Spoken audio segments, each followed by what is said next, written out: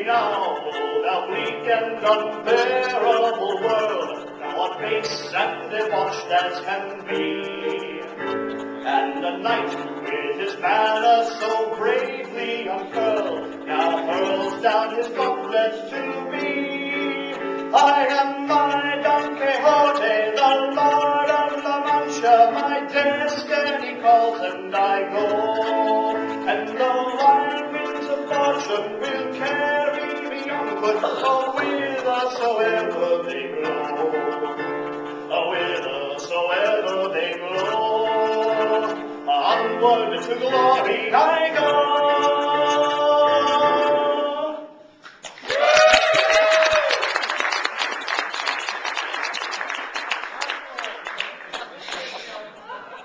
What's this, folks? Nope.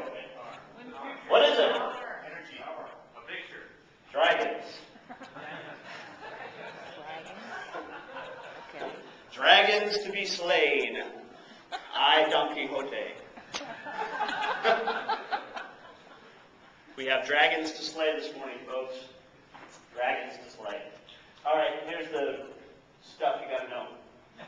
The problem is, in a knowledge firm, there's no right way to do the wrong thing. So if you get more efficient at doing it wrong, it's not helping you at all. So this has led to what was known as, I coined this Kless's second law. I'm not going to deal with the first today, but Kless's second law, which is effectiveness always and everywhere trumps efficiency.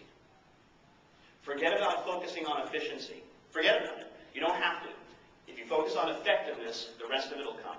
Are you doing the right thing? And that's what we're going to talk about today. And then lastly, some of you have heard me talk a lot about this, cost plus pricing, moving to pricing on purpose or pricing with purpose. A fixed price for everything up front, multiple options, other sessions on that. Okay? But now I'm going to delve in, we're going to talk about this move from how do we move in our firm from efficiency to effectiveness. And the first thing you got to do is you got to get rid of your timesheet. You got to get rid of it. It's got to go. And what are we going to replace it with is the question.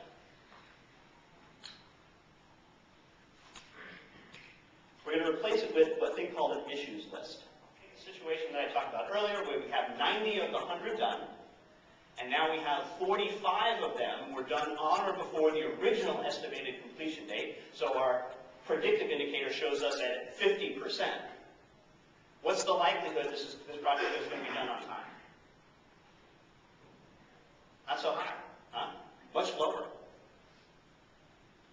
Because if we had 100% of them done on time, we'd be much closer to what the original estimated completion date was, right? So this is a predictive indicator. What's great about this is, I want you to think about this. If you have these issues listed in plan, and say we got 100 issues total, I'm going to make the math easy here, but we have the first 10, and the first 10 are done. So we're 10% on our concurrent indicator. Okay, that's great. But now let's take a look at our predictive indicator. Well, only 2 out of the 10 were done on or before the original estimated completion date. So now early on in the project, even after we only have 10 issues completed, we can see, not so good. The predictive indicator is telling us this is not going so well, right? Because we've only got 20% of them on or before the original estimated completion date. Whereas if 9 out of 10 of them are done, we're doing okay. Okay, 9 out of 10, 90%, we're at least tracking. I was just showing you this for a project, but I want you to now think of this globally inside your organization.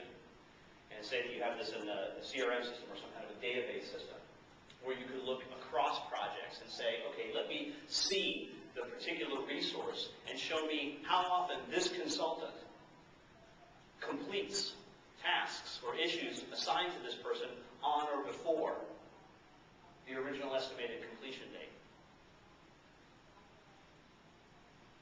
See, to me, that is a much better measure, because that's a measure of the consultant's effectiveness, not their efficiency.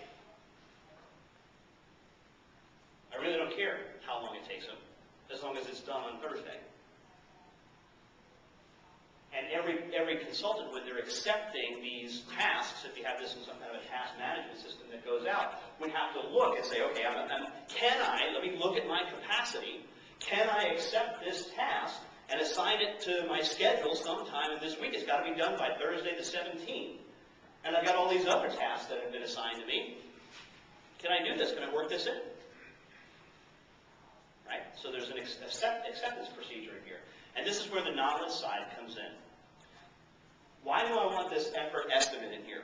Not because I'm going to have them fill out a timesheet and say, okay, it took me, let's say, it took me 4 hours, or it's supposed to take 4 hours, and they're going to come in and say, it took me 6. I'm not going to have them do that, because the tendency will be then to look at this globally. Let's face it, you don't have the bandwidth to look at everything.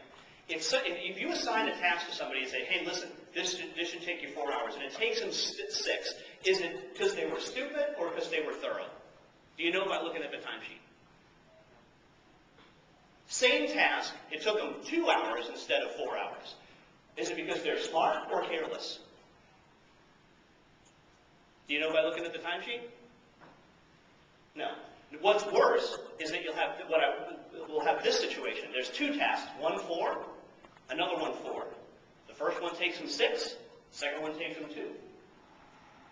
And then we look at the total and go, oh, 8, beautiful, everything's great. Right? So here's what, I'll take your question in a second, Lisa. Here's what we're going to do instead. We're going to leave it up to the consultant to reach out and say, listen, if I have assigned this to you, and we think this was going to take you 4 hours, just keep it in your head. You don't have to do a timesheet, but if this is way more than you thought, or way little than you thought, let somebody know.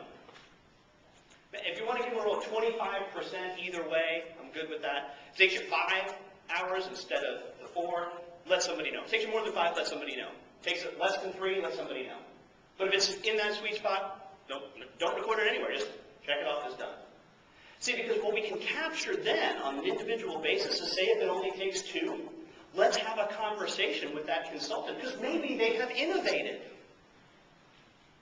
Maybe they have figured out a way to do it better, more efficiently, but because we don't look at this, we look at things global, we see 2 tasks, 6, 2, comes out to 8, everything's great. Meanwhile, the one that took them 2 hours, they came up with a really good idea that's not going to be replicated throughout the organization, ever. Because we don't capture it. Same on the 6 side. Maybe they misunderstood the assignment. Maybe they're doing stuff that's above and beyond scope, like this consultant did. My last name was German, so I really had this anal retentive feel about data, even my customers' data, and I would always put it in proper case, because it made me feel better.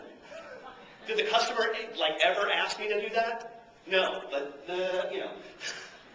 and trust me, you have consultants who do that, who do those. Look, we've cleared this. They just want the data that they have in their system in the new system. They don't care. All right, let it go. But we wouldn't capture that in the scenario that we paint out with a timesheet. Does that make sense? It does.